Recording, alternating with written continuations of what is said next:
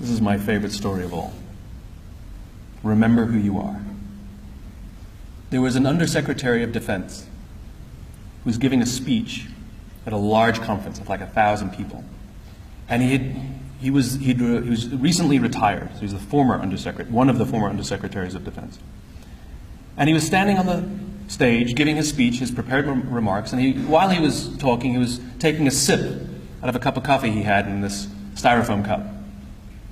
And he sort of looks down and smiles and interrupts his prepared remarks.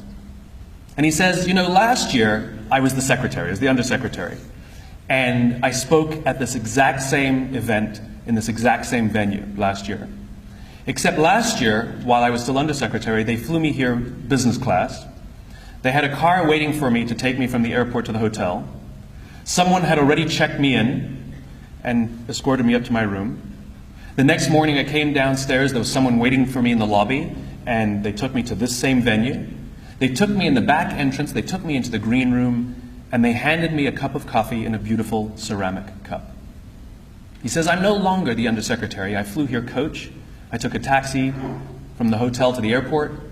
I checked myself in. This morning I took another taxi to the same venue. I walked in the front door. I found my way to the backstage, and when I asked somebody, do you have any coffee? He pointed to the coffee machine in the corner, and I poured myself a cup of coffee into this here styrofoam cup. He says the lesson is, the ceramic cup was never meant for me. It was meant for the position I hold. I deserve a styrofoam cup. We all deserve styrofoam cups. As you become more successful, as you do well in life, you will be afforded many advantages. People will call you sir and ma'am, they'll carry your luggage, they'll hold doors open for you, they will bring you a cup of tea without you even asking for it.